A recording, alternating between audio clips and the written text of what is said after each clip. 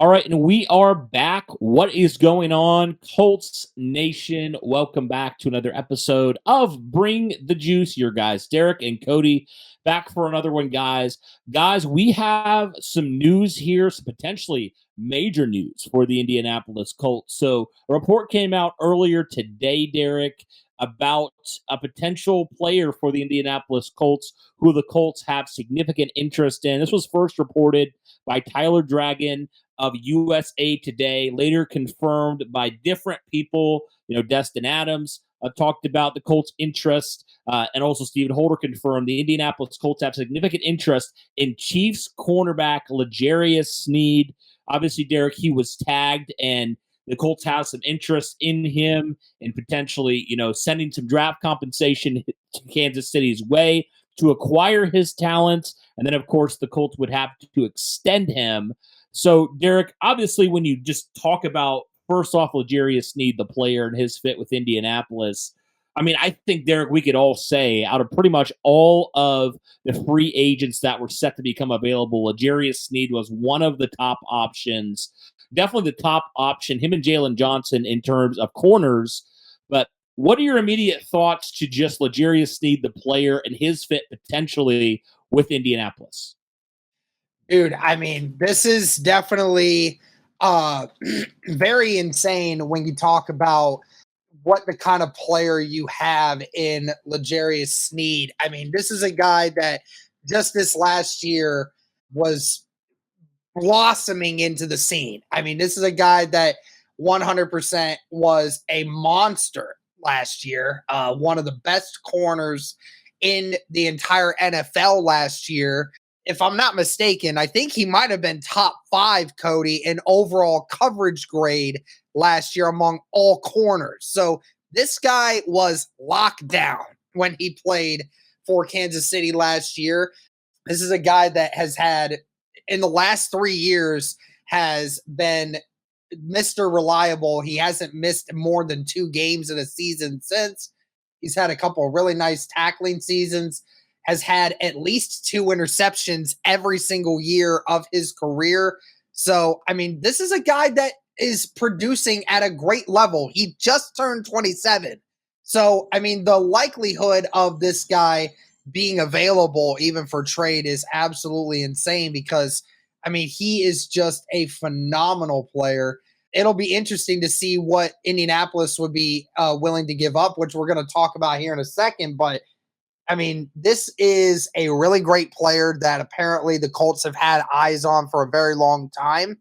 And if this guy is available for trade and Indy can make that happen, this would be an elevated move for this Colts defense. Immediately, your defense gets better, way better by making this move. So if I'm the Colts, I'm trying really hard to get this guy. Yeah, and you mentioned it already. The Colts have had their eyes on L'Jarius Sneed for a while now. They were obviously hoping that he would be able to hit free agency. And according to Dustin Adams, one of his sources within inside the Colts organization said if he hit free agency, he would have been our top priority at corner and a free agent altogether to pursue. And so the fact that he's still available, Derek, although it will, cost you some draft compensation, and the fact the Colts are still interested, should definitely speak to just how they view L'Jarius Sneed as a player, how good of a player he is. And I mean, you talk about it, Derek. He's 27 years old, one of the best zone coverage corners in the NFL, which obviously we know the Colts like to run a lot of zone. And so, you find an instant impact guy, and Derek, you don't have to worry about corner for a long, long time with L'Jarius Sneed, covering one side of the field. And just think about, how much that just, like you said, helps your defense overall. That for one half of the field, Derek, you don't have to worry about it because L'Jarius Sneed has it on lockdown. I think that's definitely a really, really great thing if you're the Indianapolis Colts, because we know, Derek, how much the youth and inexperience really hindered this team, in the secondary especially. And so getting L'Jarius Sneed, who still is young, fits your timeline. If you extend him for 3-4 years, you'll still have him right there in his prime, coming off a great season with the Kansas City Chiefs where he was absolutely locked down. I think that would make a whole lot of sense for the Indianapolis Colts. And then boom, Derek, depending what happens, and I know we'll get into draft compensation later, but there you go. You found your cornerback number one, and you can address other things in, potentially in free agency, depending how much you would cost. I don't know how much you'd have left to make another move, but you might have some. I don't really know what that would look like, but you could have, some more options in free agency. And then the draft, you could really, Derek, depending what you do in free agency, you could go like a ton of offense in this draft. You could go get some wide receivers, just go get some weapons for Anthony Richardson, or even go get a pass rusher, in pick number 15. And so it gives you a lot of flexibility if you're able to go get a guy like L'Jarius Sneed, because you're like, okay, we invested heavily in corner last year. We already like our cornerback room. Now we have our number one lockdown corner. And we also have Juju Brents, who we really liked, and he played extremely well when he was healthy. And Derek, I think this would honestly, L'Jarius Sneed, and correct me if you disagree with this, I think the Colts and L'Jarius Sneed, if this move happened, this would be the best corner the Colts have had since prime Vontae Davis.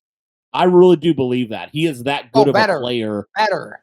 I mean, the 1 year I don't even know if I would even put Vontae Davis on the same level.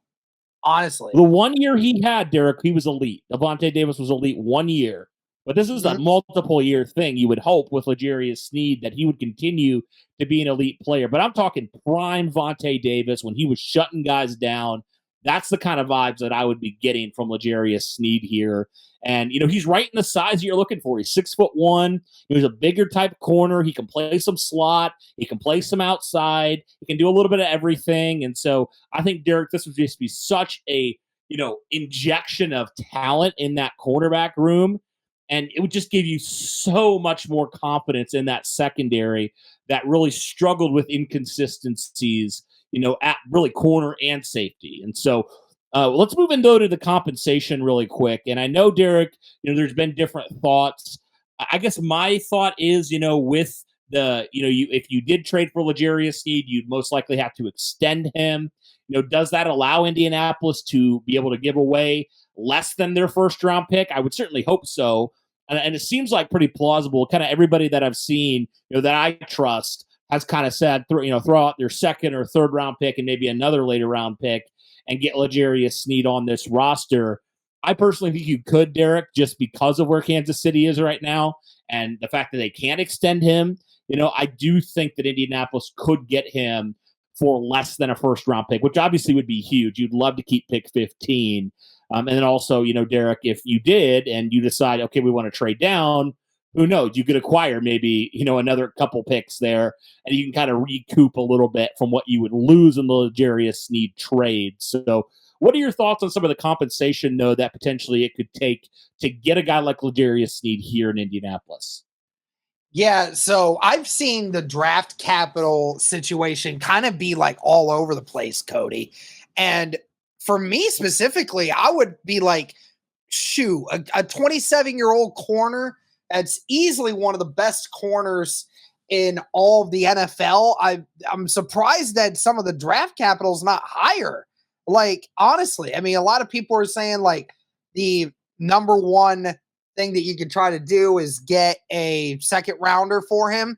I've heard some people say that, if you just give them a multitude of second day and third day draft picks, then they'll take that. I don't really know. It's kind of strange. Just I would have imagined that it would have been just so much more for L'Jarius Sneed, but I've been seeing it. It's not as high as you would think it is. I think it's very plausible that Indianapolis could keep their 15th overall pick. I think that they'd have to give up their second and maybe an additional pick in order to get it done. I mean, if you have to give up your second round pick and, maybe a third rounder next year or something to go with it, and maybe a fourth rounder next year, I don't even care. But like, I think that there are plenty of opportunities here. Even I would have said, even if you're going to give it up for the 15th overall pick, so what? Like, we were already talking about getting a corner with that first pick in the draft anyway. Like, what are we concerned about? Sure, he's a little bit older. He's 27 years old, but the guy is going to be around for a little while. And at the end of the day, he's a proven really good corner. versus all the rest of these guys. Sure, they might be younger, but who knows if any of them is going to become the level of a L'Jarius Sneed? Who actually knows? So, I mean, if they had to give up 15 for it, I wouldn't even be mad. I wouldn't even be mad. So, but obviously, you want to try to keep that number 15 as much as possible.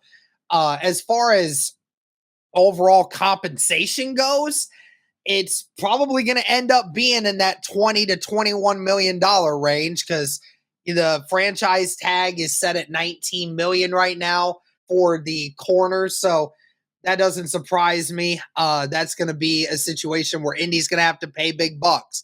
And honestly, that's what concerns me more about anything. I don't even give a crap about the draft capital. You got plenty of opportunities for that. It's just the money thing that's the other issue because you're already talking about trying to pay Michael Pittman. You're paying him $22 million. And if you have to pay L'Jarius Sneed another $20 million, then that is about almost six. That's pretty much 60% of your cap right there for two players. So then you got to start bargaining with the rest of this stuff and how you're going to focus on it going forward. So it definitely would be a very interesting scenario for them. Like I said, the contract concerns me more than the draft capital you'd have to give up.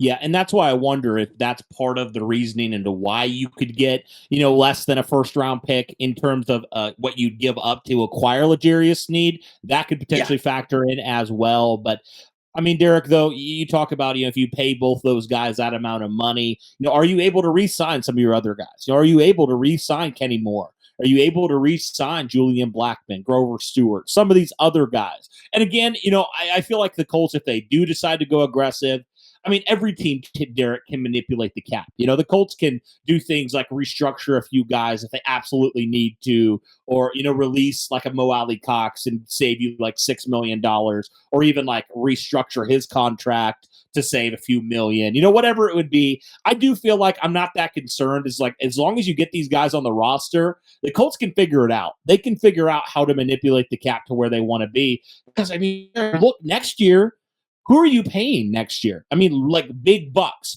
You're not paying anybody really in your 2021 draft class. Like, I mean, I guess probably the biggest guy, depending on how he do this year, might be a guy like Dayo Adangbo, right? But that would be about it. There's really not a ton of guys that you're like, okay, we are having to extend him. He's going to be a top premium guy at his position. And so I look at that and I say, hey, you know what? Like next year, maybe you're a little bit more quieter on the free agency front or whatever, if you kind of manipulate the cap this year, you push some of those contracts, to 2025, 2026. That would make some sense to me if the Colts did that. And they're like, this year, we're all in on what we're going to do. And so that would make sense to me. And so I guess I'm not as concerned about that because there's always ways. Teams are always finding ways to do it.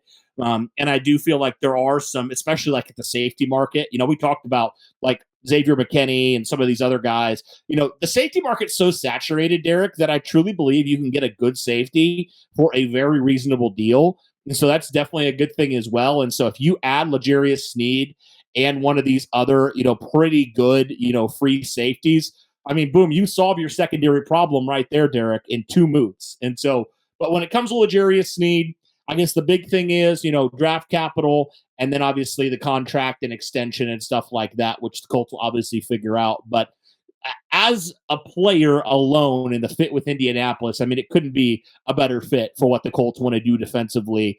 And you do wonder with, consistent and elite cornerback play, how much does that help things like your pass rush? How much does that help other parts of your defense if you can have a corner that can shut down half of the field?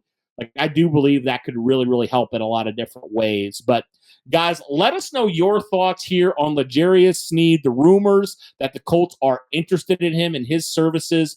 In your opinion, what would it take for the Colts to acquire a player like Sneed's caliber? And also, what would you be willing to pay him if the Colts did acquire him and had to extend him? Let us know all those things in the comments down below. But guys, that'll do it for this one. Thank you so much for tuning in. And as always, guys, go Colts.